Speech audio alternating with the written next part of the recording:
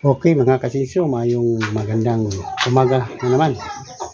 Kita ko sa inyo ang baboy ko ngayon, 60 days. Ikan sa pag-anak, 60 days ikan sa pag-anak. Ako ipakita ninyo kung unsa na sa kadako. May dako ba? Pero mga kasinsyo, tingnan ninyo yung dako. Ito na.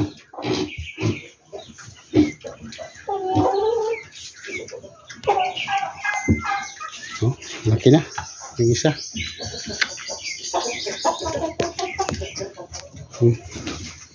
Isa malaki na. Ito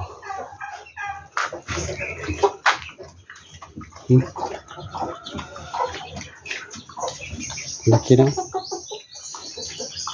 Tip 60 days 19 man ngayon. Oh, 60 days 40 days uno ito nakuha ngayon. 60 days. So mga 30, yung isa 25 kung dalawa, yung isa kayong isa itong bulaw, mas malaki ito.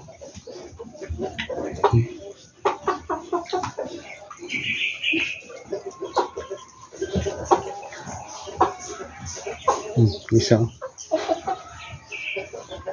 mas kamay itong isa. Yung isa dako-dako ni.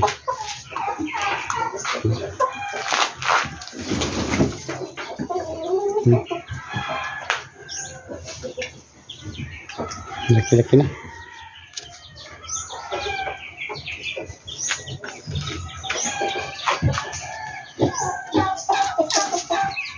So, cheese feeding na ito. Starter ng pinakain ko kasi 60 days naman. So, 60 days require talaga yung starter. Okay siya maging starter kasi 20 to 30 kilos naman siya. Hindi siya 25 siguro ito. Ang lahi nito, Pitrin daw ito. Pitrin. Okay, i-monitor natin ito. Purina ang gamit ko. Purina. Tingnan natin ang purina kung maganda ba yung maganda ba yung tubo niya. Depende talaga sa sa lahi ng baboy. Pag hindi maganda yung lahi mo, mag-feeds ka, cancel ka. Pero kung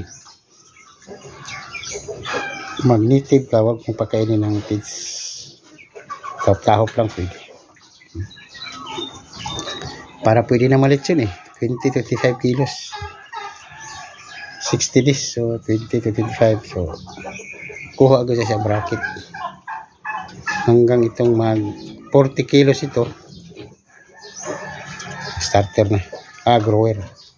Kahit hindi siya makaabot ng yung edad niya, bata pa siya, basta makaabot na siya o 40 kilos, 35 to 40, pwede tayo mag-grower. Yan ang require sa grower.